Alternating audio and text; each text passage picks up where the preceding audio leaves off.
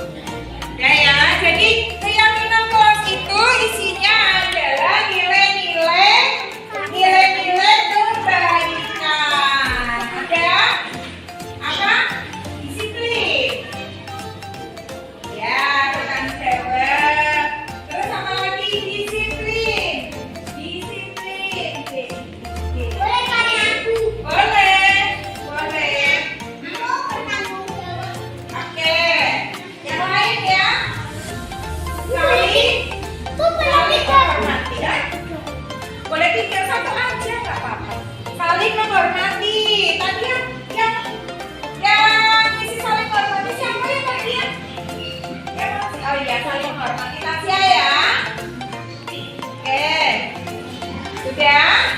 Jadi di keyakinan kelas yang kalian tulis itu adalah isinya, ya, adalah isinya nilai-nilai kebaikan. Kamu pengennya kelas ini seperti apa?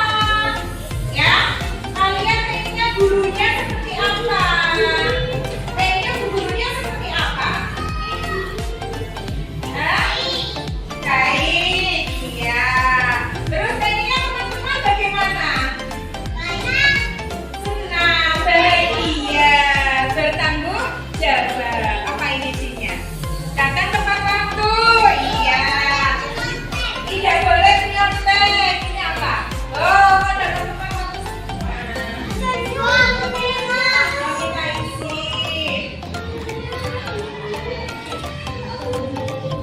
Ya.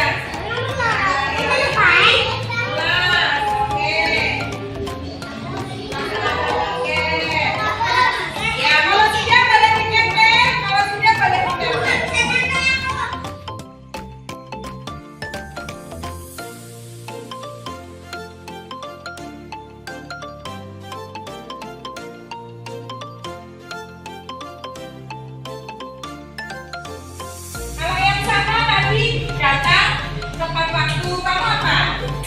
Tepat waktu, nanti guru ambil salah satu aja. Iya, nanti guru ambil salah satu aja. Iya, saling menghormati, bertanggung jawab, melaksanakan tiket. Terus apa lagi? Iya, datang tepat waktu. Kemudian melakukan tetap aturan ya? Iya, ayo. Saling menghormati, meminta izin ketika iya, duduknya benar.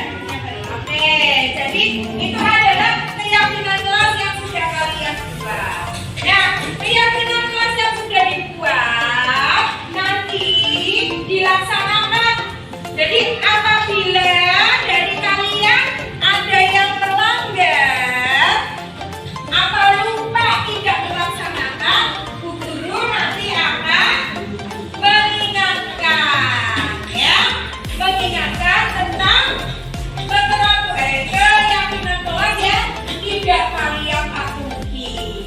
Contohnya, misalnya kalian keluar tanpa permisi, ya, dia lari-lari di dalam kelas, kemudian berangkatnya telat, kemudian tidak melaksanakan tiket, itu berarti kalian melanggar keyakinan. Kalau melanggar, iya. Kalau melanggar berarti harus diapakan? Harus diingatkan dan harus diperbaiki agar kesalahan yang dilakukan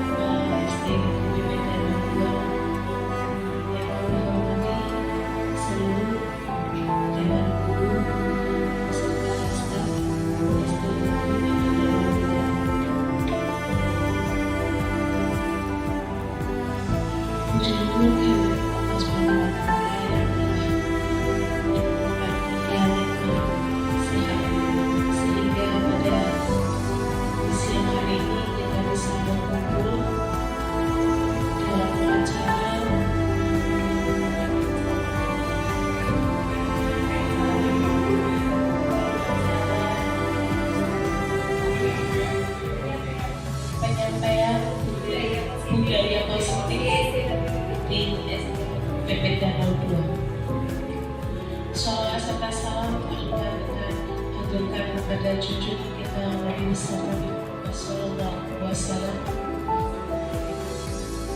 yang mana telah membawa umatnya dari zaman kegelapan menuju zaman yang terang.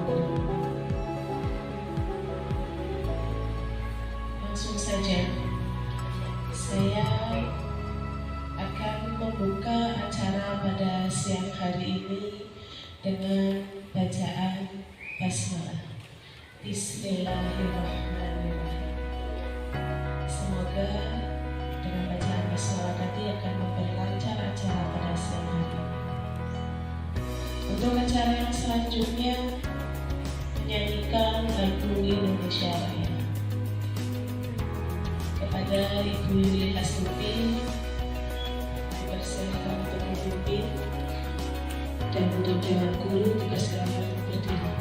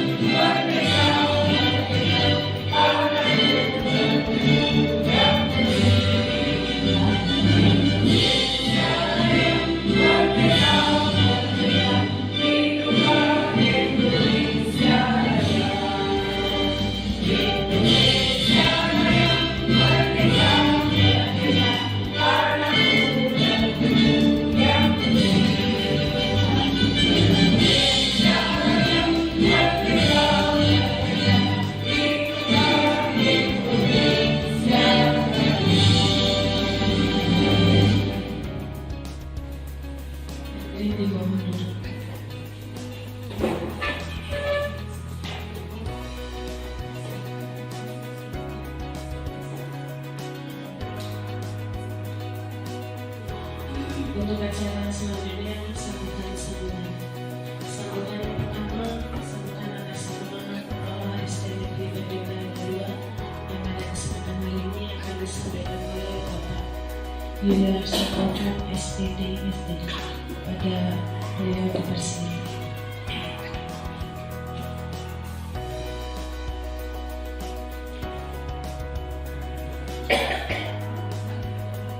Assalamualaikum warahmatullahi wabarakatuh.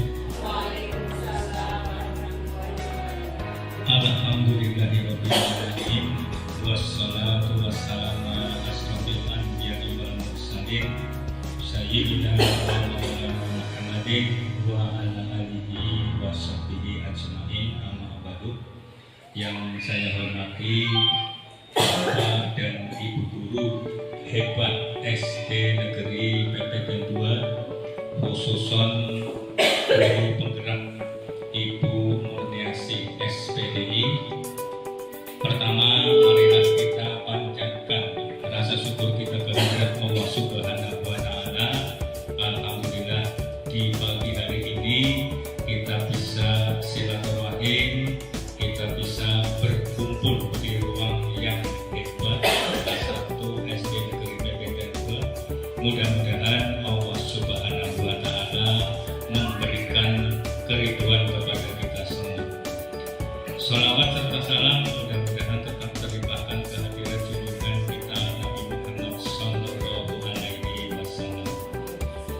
Bapak dan Ibu yang saya hormati, guru penggerak kelihatannya sibuk. Setiap hari kemungkinan 24 jam, 8 jam untuk istirahat, mungkin yang 16 jam berada di depan laptop karena harus Zoom meeting, harus mengerjakan tugas dan sebagainya. Tapi tidak mungkin kepada Bapak Ibu guru untuk tidak mendaftarkan sebagai calon guru penggerak. Jangan melihat situasi Ibu Murniasi yang sekarang disibukkan dengan kegiatan tugas guru penggerak nama baik sekolah kita. Yang lain monggo mengikuti jejak beliau karena guru penggerak itu banyak fasilitasnya.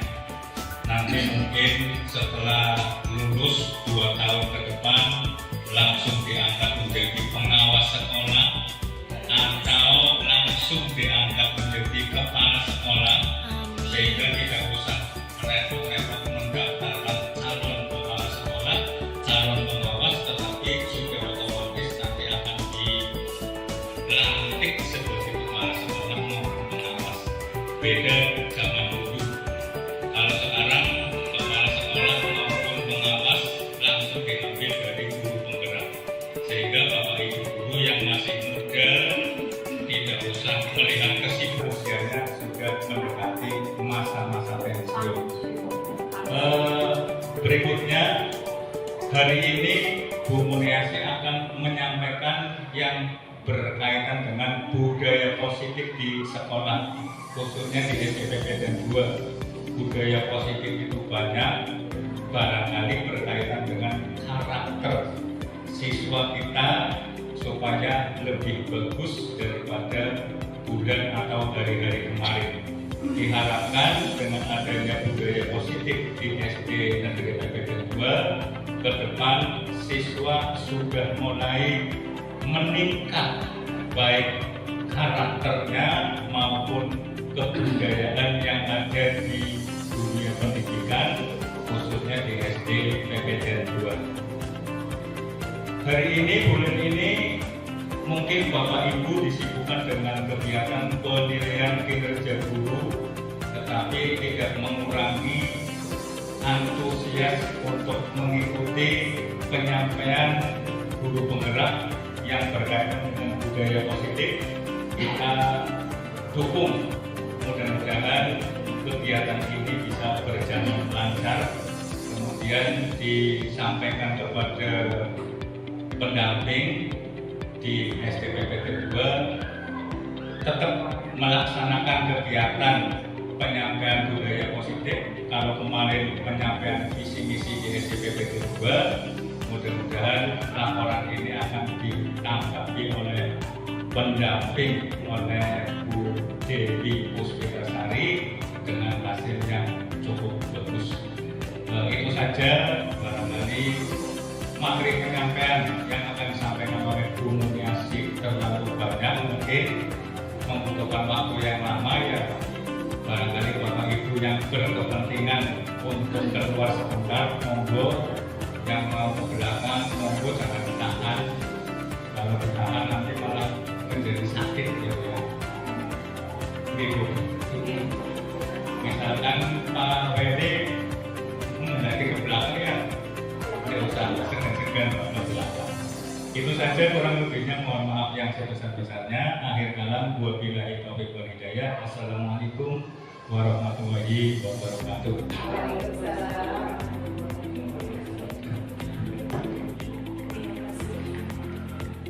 Terima kasih kepada Bapak Wiarso Taufan atas sambutannya. Untuk sambutan yang kedua,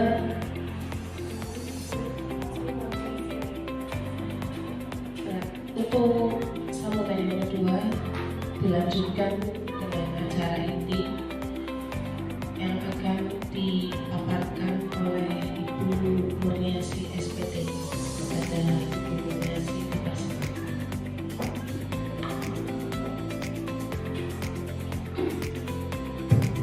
Assalamualaikum warahmatullahi wabarakatuh.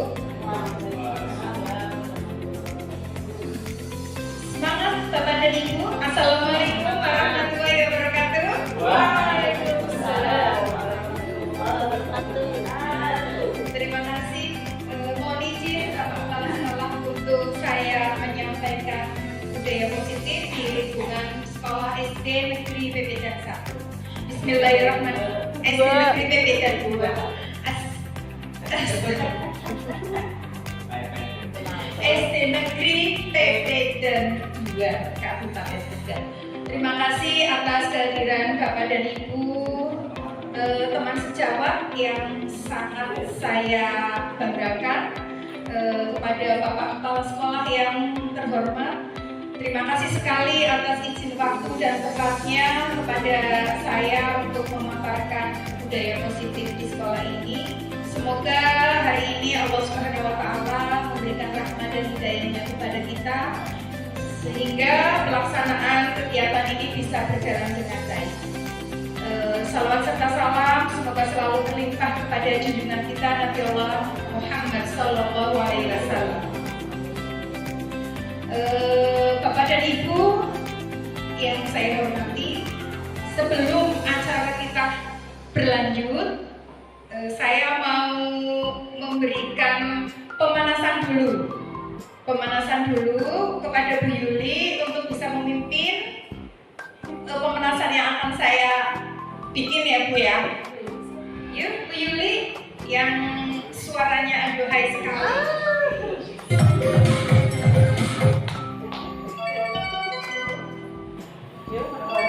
Yuk silakan berdiri semua Bapak dan Ibu. Bu Yuli.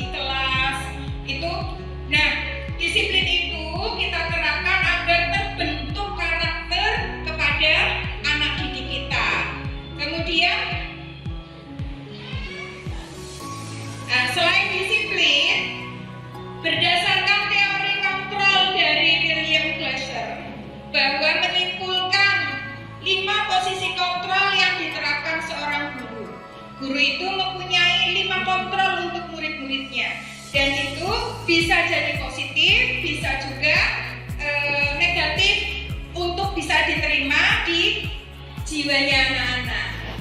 Jadi merasa pembuat bersalah itu ada basa-basinya sedikit, tapi kalau menghukum itu langsung. Jadi posisi kontrol ini itu masih diterapkan oleh beberapa guru dengan anggapan hukuman itu dapat mempercepat menyelesaikan masalah. Padahal tidak, tanpa disadari, tanpa kita memikirkan dampak buruk yang ditumbuhkan. Seorang penghukum biasanya melontarkan pertanyaan-pertanyaan yang sangat menyakiti hati.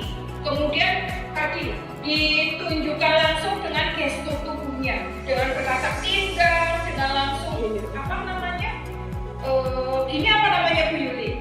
Menuding-nuding ya, menunjuk-nunjuk, ya langsung, ya mengintimidasi ya. Nah itu akan berdampak lebih parah atau lebih buruk pada murid, karena murid akan mengalami keterpurukan mental seperti lunturnya rasa percaya diri. Jadi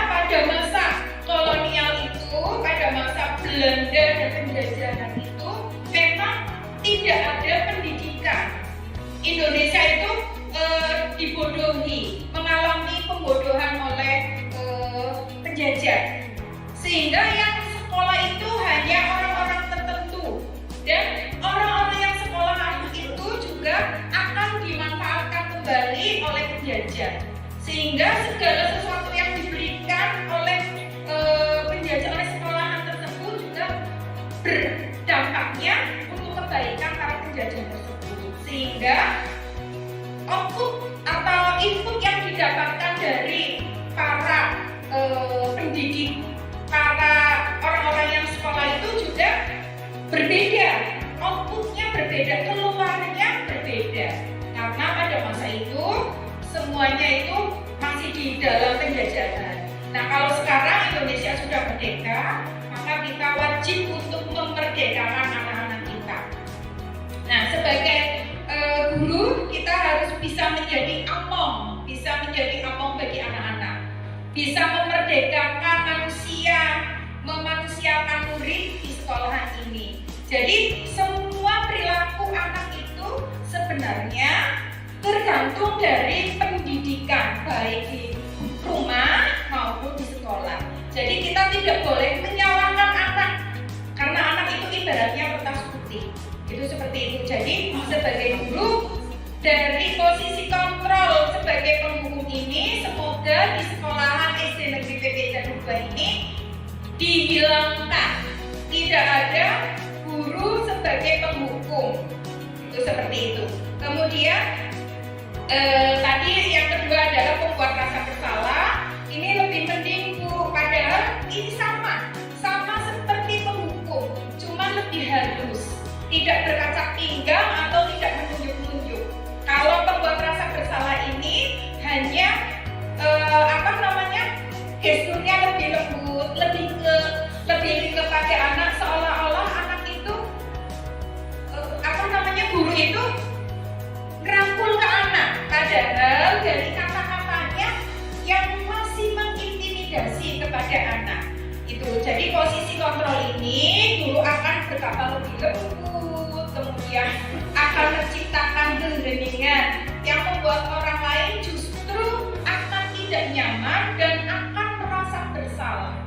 Jadi siswa nanti setelah tadi ketemu dengan posisi kontrol guru pembuat rasa bersalah itu, justru nanti anak itu malah jadi lebih menyalahkan diri sendiri.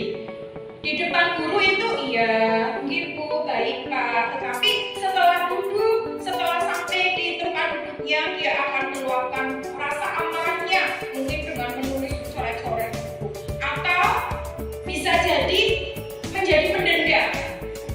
Kata-katanya gurunya itu membuat dia merasa semakin bersalah, menyalahkan diri sendiri. Itu seperti itu. Jadi pembuat rasa bersalah ini juga sebaiknya di SD Negeri PP Candung 2 mulai dihilangkan.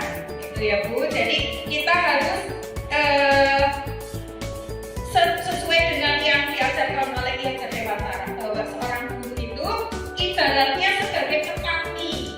Kalau petani itu menanam tanaman dengan penuh kasih sayangnya, petani itu memberi pupuk, menyiami, memberi air, itu ya Bu. Tapi kalau kita di sekolah ini adalah guru harus menyayangi anak dengan cara-cara yang memanusiakan itu. Kemudian ada posisi kontrol. Ini posisi ketiga, yaitu posisi kontrol ini guru akan menyakiti murid, namun akan tetap berupaya mengontrol melalui persuasi. Jadi lebih seolah-olah menjadi temani. Kalau di SD mungkin belum kelihatan, tapi kalau di SMP, SMA itu kayaknya capir sekali nih. Misalnya sama Mbak Lilis jadi murid, ya, iya, kelihatannya kita akrab. Mbak Lilis terlambat nih, kemudian kita tetap menegur, tapi dengan cara halus yang sebenarnya itu membuat dampak negatif juga kepada anak. Iya. Nah, nanti kan Mbak Lilis seolah-olah Bu Asi itu belain saya. Ternyata saya terlambat gak apa-apa. Saya semakin asik nih sama Bu Asi, ya gitu ya. Padahal itu dampak negatifnya adalah bisa jadi Mbak Lilis hanya menghormati atau hanya patuh kepada saya. Bisa jadi Mbak Lilis hanya patuh kepada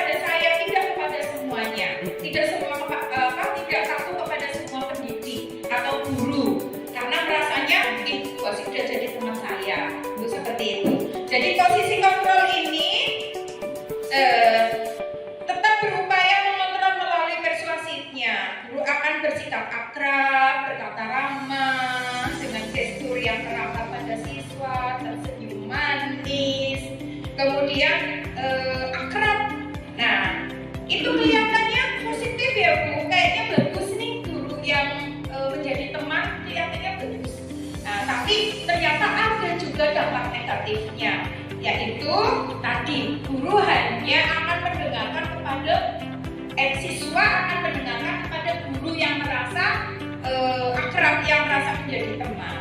Gitu. Jadi guru tidak dapat membantunya ketika anak itu ada masalah yang ditimbulkan dari dirinya sendiri, ada masalah dengan orang lain. Gitu. Kemudian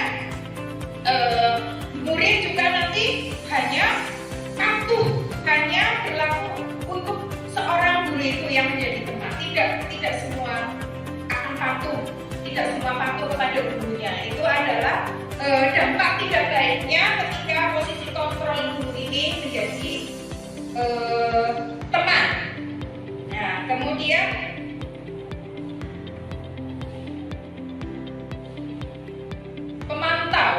pemantau atau posisi mengawasi.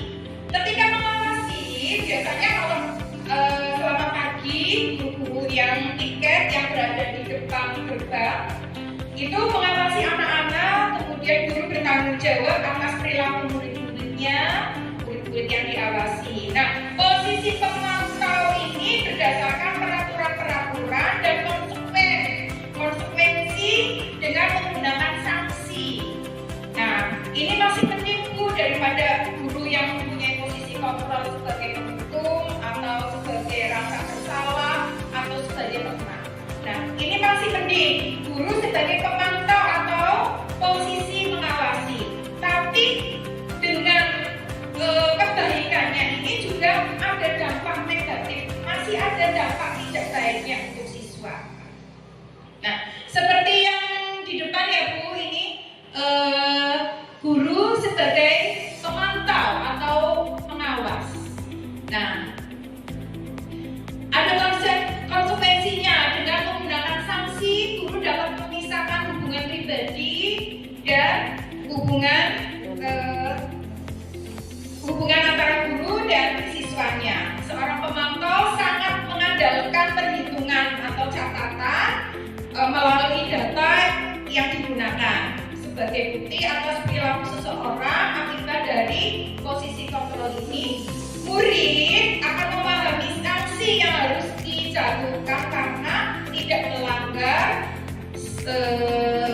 suatu tata tertib di sekolah. Contohnya Naura misalnya, Naura datang terlambat nih, kemudian ketemu dengan si pemantau, guru sebagai pemantau dan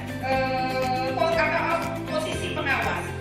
Nah, biasanya guru itu berkata, Naura kenapa terlambat? Seharusnya Naura berangkat jam berapa? Untuk aturan di sekolah itu kan jam 7 pagi. Nah, kenapa Naura terlambat? Datangnya sampai jam 7.30. Berarti Naura terlambat 30 menit. Nah, itu menggunakan data yaitu si pemantau ini atau posisi pengawas. Nah, kemudian sanksinya biasanya Naura, kamu berarti karena terlambat boleh duduk tapi harus mengikuti pembelajaran ketika istirahat. Anak-anak keluar, berarti Naura harus tetap di kelas karena keterlambatan Naura tadi untuk bisa menyesuaikan dengan teman-teman agar pembelajarannya tidak terlambat atau ketinggalan, maka Naura harus tetap di kelas pada waktu istirahat. Nah, disitulah kekurangan atau negatifnya karena haknya Naura istirahat dipergunakan untuk tetap belajar. Jadi kelihatannya masih bagus, tapi tetap ada ada negatifnya. Gitu. Nah, kemudian yang terakhir adalah posisi kontrol sebagai manajer. Ini adalah yang diharapkan pada nilai-nilai kebajikan di SD Negeri Pemedan 2, yaitu posisi sebagai manajer. Posisi ini di mana guru melakukan sesuatu bersama dengan murid, mempersilahkan murid untuk bertanggung jawab atas perilakunya. Kemudian mendukung murid agar dapat menemukan solusi atas permasalahannya sendiri. Nah, posisi ini murid diajak untuk menegosiasi seputar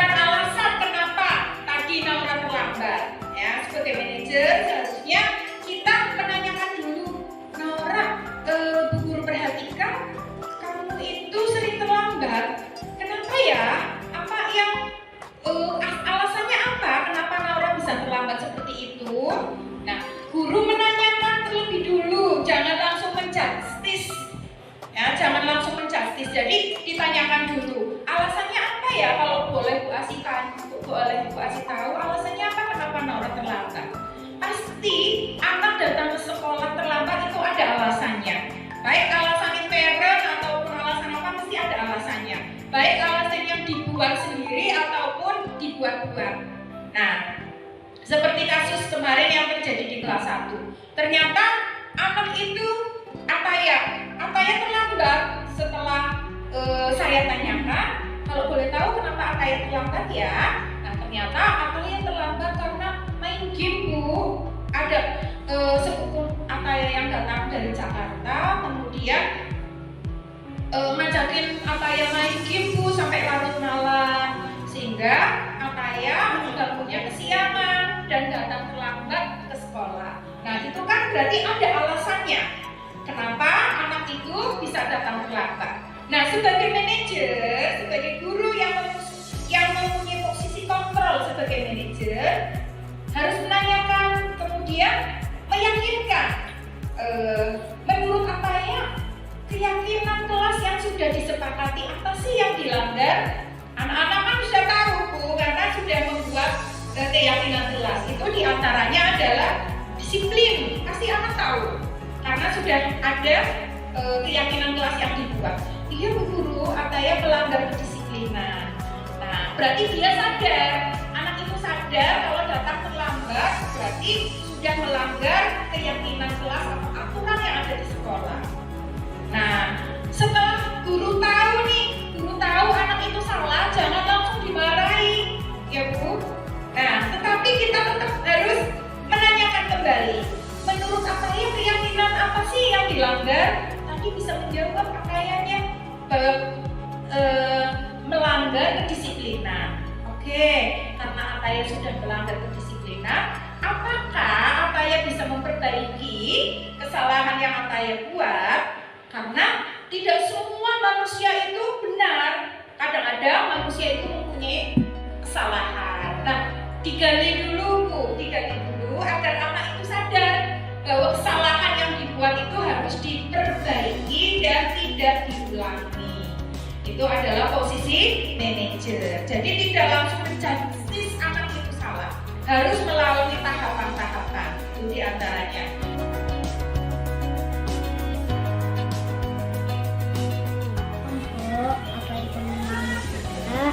Iya, betul. Bu Guru memanggil Ataya. Bagaimana hari ini? Ataya sehat? Oke, duduk dulu. Coba lihatnya. Ini Ataya, akhir-akhir ini Bu Asih itu melihat Ataya sering terlambat, hingga Ataya tidak mengikuti ngaji murni. Boleh tahu alasannya kenapa Ataya terlambat?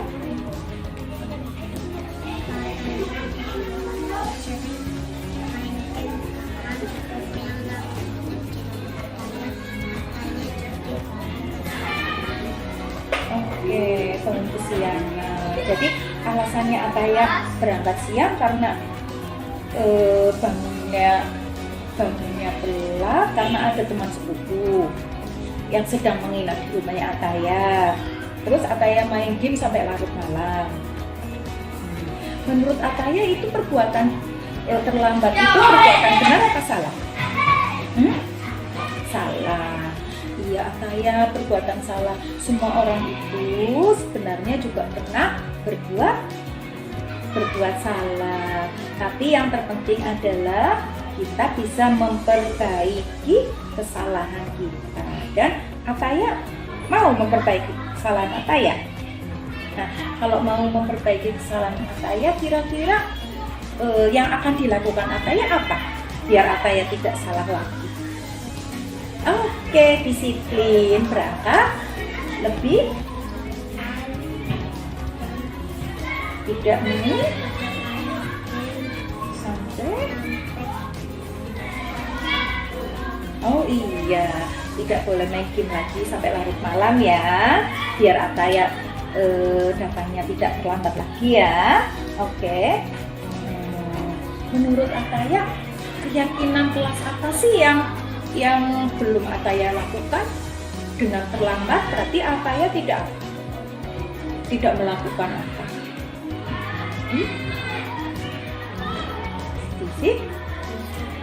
Iya, berarti Ataya belum melakukan apa? Disiplin. Menurut Ataya penting nggak kita melakukan disiplin? Kenapa penting? Apa alasannya? Kenapa kita harus disiplin? Dengan disiplin, Ataya bisa berangkat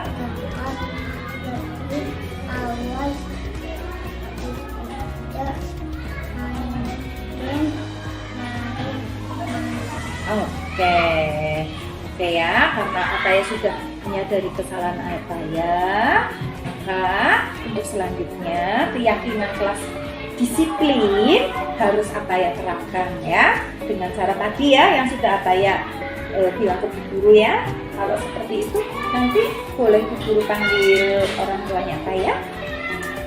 Boleh.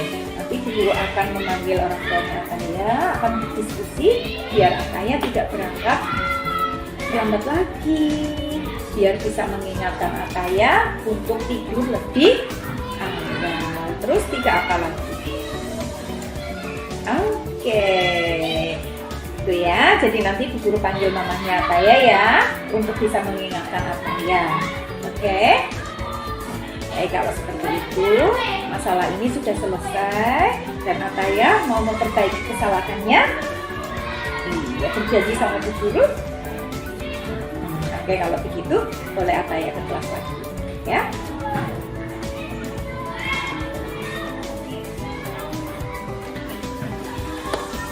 Assalamualaikum warahmatullahi wabarakatuh.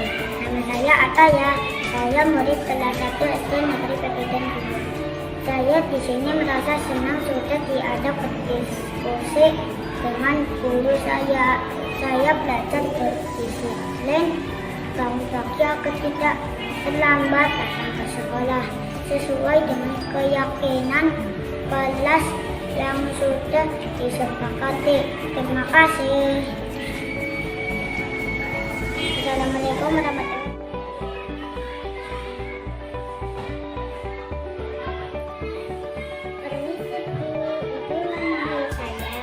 Iya Ralin, apa kabarnya Ralin hari ini? Alhamdulillah baik-baik saja Bu. Ada apa ya Ibu Guru memanggil saya? Iya, coba Ralin duduk dulu. Sini lagi sayang. Nih, Bu Guru itu kemarin mendapat laporan dari ketua kelas. Katanya kamu kemarin marah-marah ya sama waktu di kelas ya? Alasannya apa? Iya.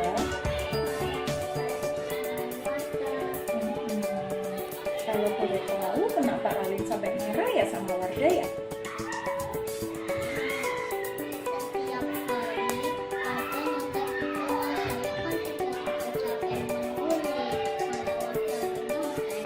Oh, subhanallah. Wajar ya kalau Ralin itu marah ke Wardah ya. Kalau mungkin posisinya Bu Asi itu di Ralin, Bu Asi juga pastinya akan marah dan kecewa sama Wardah karena Wardah selalu mencontek tugasnya Ralin ya. Oke, tapi menurut Ralin nih dengan menyontek bukunya Wardah itu tindakan yang benar atau salah? Kalau salah, berarti apakah Ralin bisa memperbaiki kesalahan ini? Dengan cara apa ya?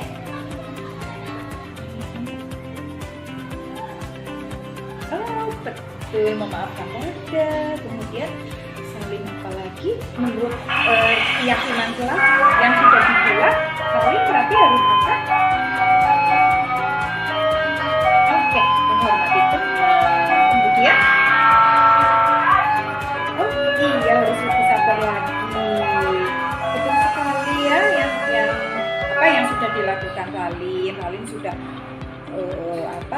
sudah mencoba untuk memperbaiki kesalahannya Ralin ya tadi ya. Oke.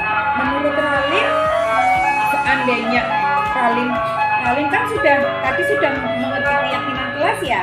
harus lebih sabar, harus menghormati. Seandainya nanti Wardah melakukan hal seperti itu lagi, apa yang dilakukan Lalin? Oke, betul sekali. Harus melaporkan ke guru. Terus apa lah? Lebih pinter, lebih sabar ya, karena semua orang juga kan pernah melakukan kesalahan ya. Namun yang terpenting adalah kita mau memperbaiki kesalahan itu. Oke ya, karena Lalin sudah menyelesaikan masalah, Lalin mau memperbaiki, maka masalah ini sudah selesai. Dan pesannya Bu Guru, kalau nanti Wardah atau teman yang lain mau menyontek, nanti Lalin lapor ke Bu Guru dan tidak boleh harus tetap sabar. Oke, terima kasih. Lalin boleh ke kelas lagi ya. Oke. Kemudian pendekatan bukan pada kemampuan membuat konsekuensi. Jadi tetap harus diterapkan untuk pertanyaan-pertanyaan menggali supaya anak itu sadar dan mau memperbaiki kesalahannya. Dengan memposisikan diri sebagai manajer akan berdampak pada karakter murid nantinya. Itu. Kemudian ada lagi selanjutnya, ini adalah sudah 5 posisi kontrol untuk guru. Itu berlaku untuk semua guru ya, Bapak dan Ibu, bukan hanya di sekolahan kita sendiri, tapi sebaiknya dimanapun kita berada, kita harus mempunyai 5 kontrol itu, dan yang harus dipilih atau sebaiknya kita pilih adalah ada posisi manajer. Kemudian ada identitas gagal, ada kontrol dari luar dan kontrol dari dalam. Artinya motivasi diri, intrinsik, yaitu motivasi diri yang ditimbulkan oleh anak-anak pada dirinya sendiri. Sadar untuk berbuat lebih baik lagi. Nah, contohnya di sini adalah guru membuat penghukum. Guru berbuat sebagai penghukum. Bisa dilihat, Pak. Tulisannya lebih kecil ya. Ini dia bisa apatnya alihkan penelitian. Terus digeser ke kanan itu bawah. Yang bawah. Itu pojok kanan bawah. Ini. Enggak, atasnya tadi.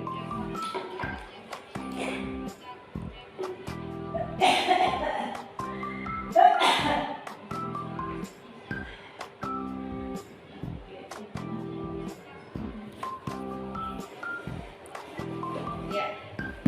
Ini adalah motivasi identitas yang gagal, kontrol dari luar. Sebaiknya kita menghindari hukuman.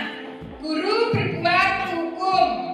Tadi ya Bu, menghardik, menunjuk-nunjuk, menyakiti, menyindir. Nah, kemudian guru berbuat rasa bersalah.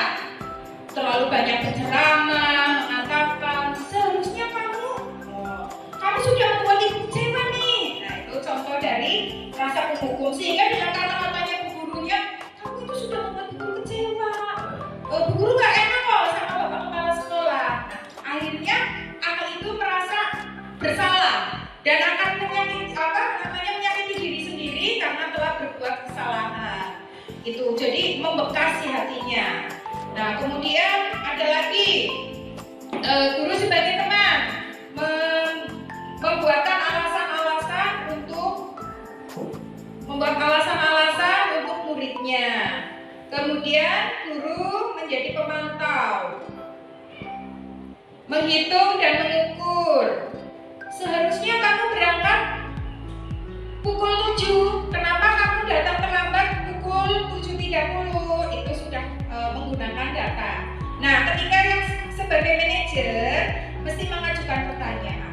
Kenapa kamu datang terlambat? terlambat? Kalau boleh Bu tahu, apa alasannya kenapa kamu terlambat? Nah, itu ya Bu, jadi akan membuat anak itu jadi dia mengerti kesalahannya,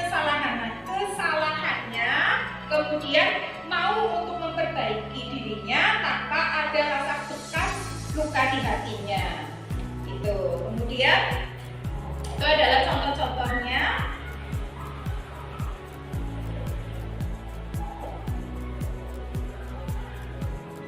Di sini apakah ada yang perlu ditanyakan Bapak dan Ibu?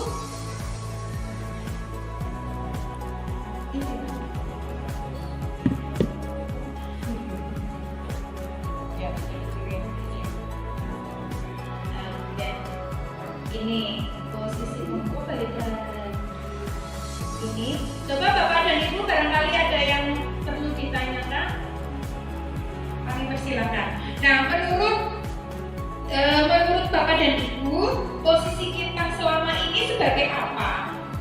Besti. Selama ini kita sebagai apa Bapak dan Ibu? Terus terang kalau saya masih sebatas teman, masih sebatas guru yang mengatur atau sebagai kontrol pengawas. Kalau Bapak dan Ibu, Pak Weli merasa sebagai apa Pak Weli? Laki-laki. Oke. Iya, guru yang mempunyai kontrol bagaimana? Yang bertanggung jawab membimbing siswa. Oke, amin. Mudah-mudahan sudah menjadi manajer ya Pak. Kontrol manajer. Hampir ini, hampir.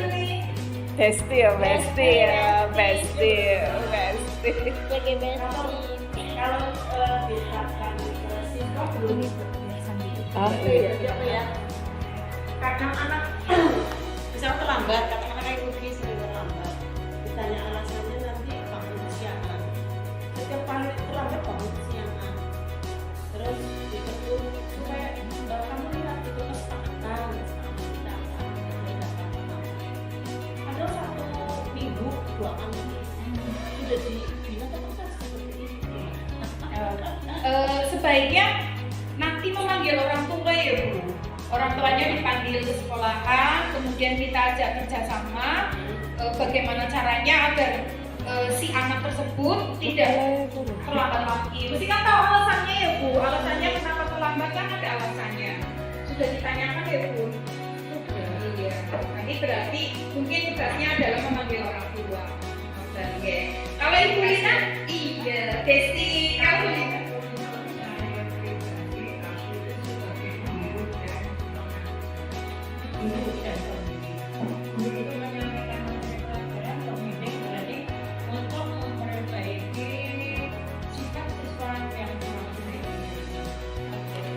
Alhamdulillah, kalau Bu Lina udah jelas ya Bu, senior kita. Tepuk tangan dong buat Bu Lina. Terima kasih.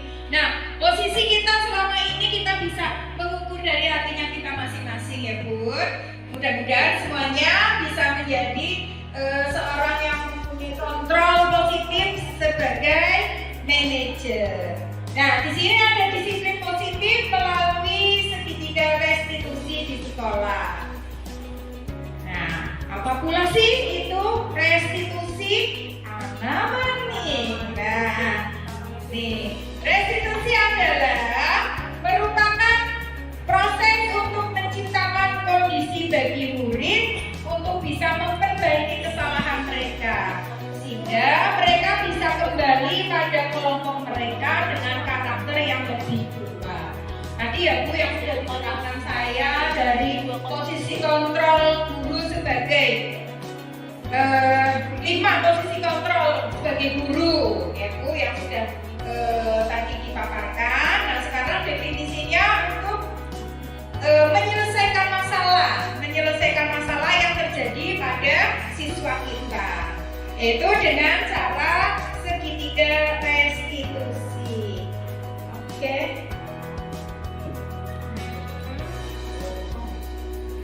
Nah, ini Bu yang namanya segitiga restitusi, yaitu menstabilkan identitas, kemudian validasi kebutuhan, kemudian menanyakan keyakinan. jadi sebelum Bapak dan Ibu mempunyai atau melaksanakan segitiga restitusi ini, sebaiknya Bapak dan Ibu wali kelas khususnya itu membuat keyakinan kelas. Tapi tidak harus wali kelas, tidak harus guru kelas, guru materi juga sebaiknya mempunyai keyakinan kelas untuk peserta didik kita, untuk murid kita, agar bila anak mempunyai kesalahan bisa kita ingatkan. Tujuannya adalah itu ya Bu. Bila ada yang salah di anak kita bisa mengingatkan dengan adanya keyakinan kelas. Nah, tentunya dengan membuat segitiga restitusi ini kita bisa menampilkan nilai-nilai apa yang telah kita sepakati. Itu jadi untuk menegur anak itu tidak hanya anak-anak saja, tapi sudah tertulis dan ditandatangani juga oleh anak-anak. Itu.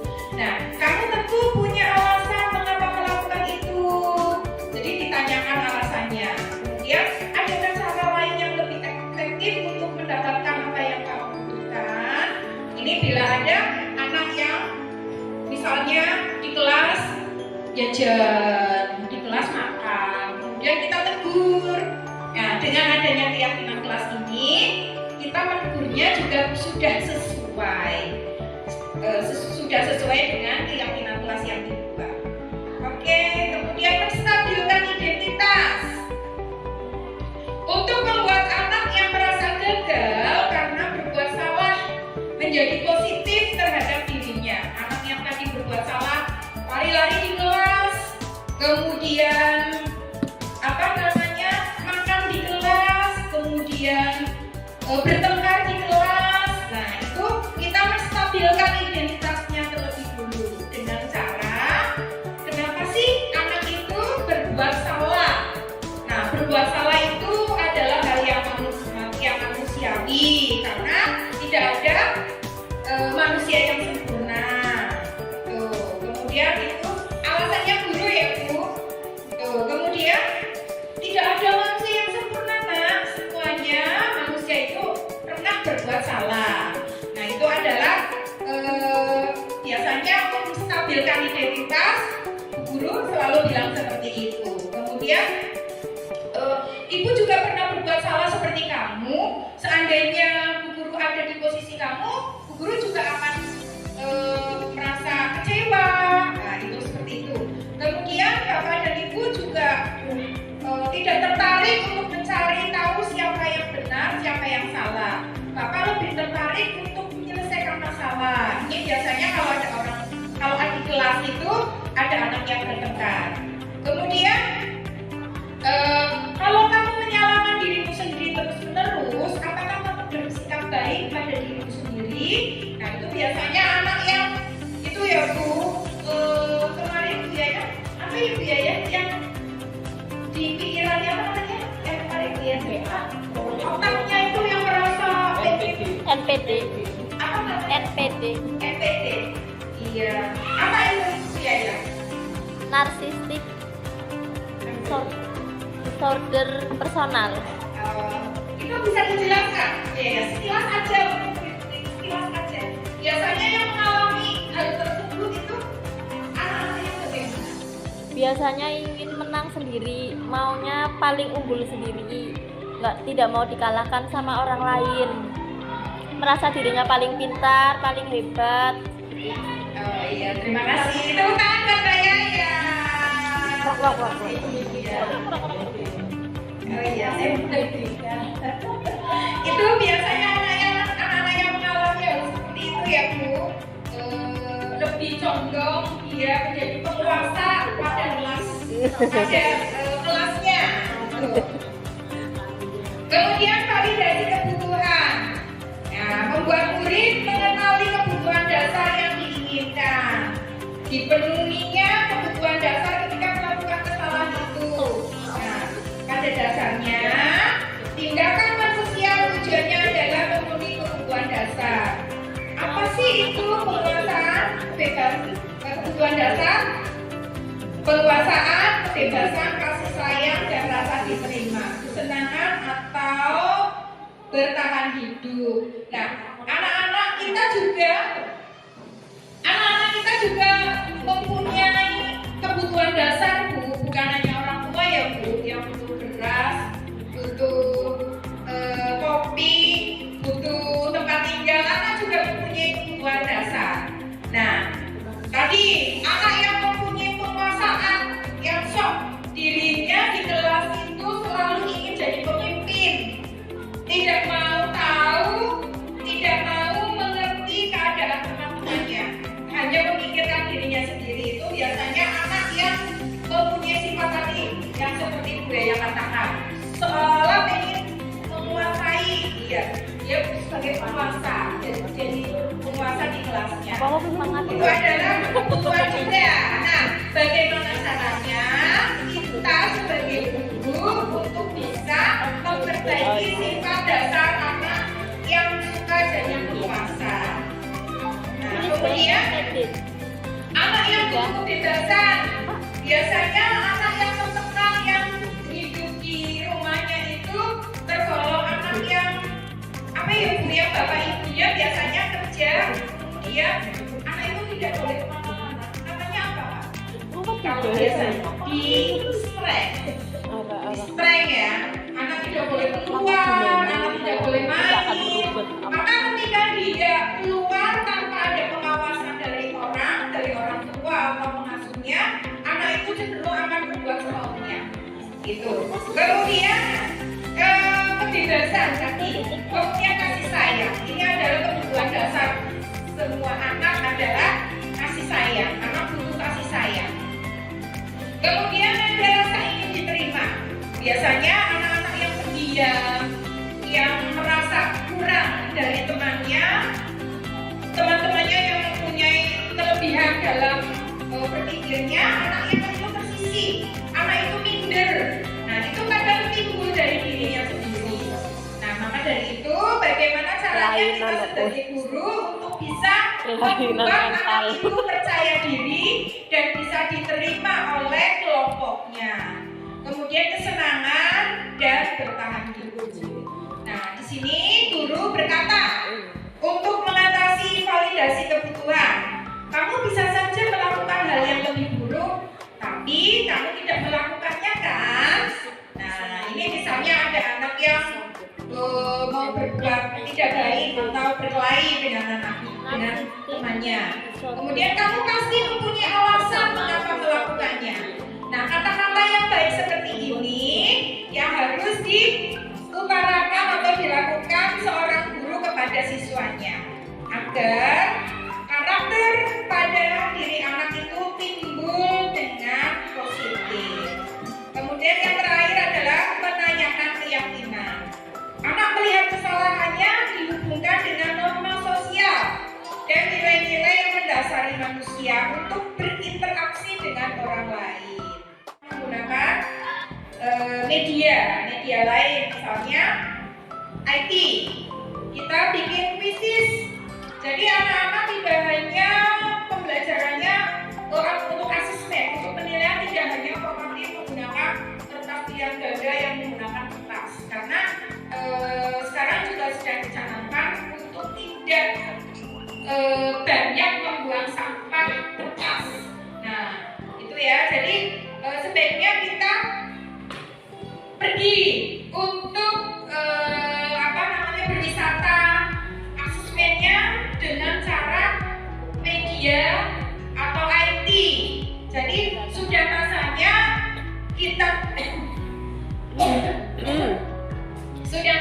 kita mengenalkan IT pada anak-anak, karena ini sudah zamannya, kodrat alam dan kodrat zaman. Jadi sudah zamannya anak-anak menggunakan IT, karena AMBK juga menggunakan komputer, menggunakan laptop, sehingga ketika AMBK berlanjut, terlaksana, itu anak-anak sudah tidak gaptek lagi bagaimana caranya menggunakan komputer atau laptop. Tuh. Kemudian, nah di sini ada pilihan ganda, menjodohkan, seret lepas, ini semua menggunakan IT di kuisis atau Google Form. Ya, mulai sekarang berarti nanti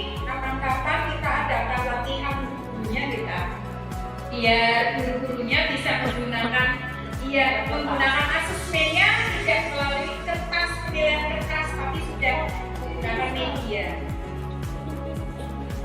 Gitu. Kemudian, nah, presentasi interaktif. Guru bisa menggunakan platform seperti ini untuk pembelajaran anak-anak, sehingga anak-anak lebih senang, tidak monoton. Bisa ada fitur gambarnya, bisa ada permainannya, dan lain-lain. Nah, ini untuk pembelajarannya guru bisa import dari Slack, Google Drive, kemudian Canva, dan lain-lain. Nah, begitu untuk presentasi kali ini tentang budaya positif di sekolah kita SD Negeri PP dan 2. Dan terima kasih. Apabila ada yang kurang berkenan di hati Bapak dan Ibu guru, saya mohon maaf, dan kami persilakan membuka untuk berdialog. Barangkali ada yang mau bertanya jawab nanti setelah sesi ini. Dan terima kasih sekali atas kehadiran dan membuat terlaksananya kegiatan ini dengan baik. Terima kasih. Assalamualaikum warahmatullahi wabarakatuh.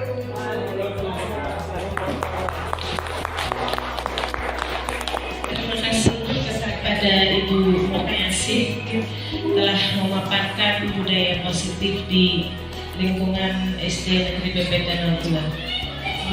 Untuk acara selanjutnya tanya jawab. Cuman sebelum kita berlanjut ke acara tanya jawab, lebih baiknya kalau saya selaku pembawa acara mohon undur diri. Dan kiranya saya tutup acara pada siang hari ini dengan bacaan kita. Alhamdulillah.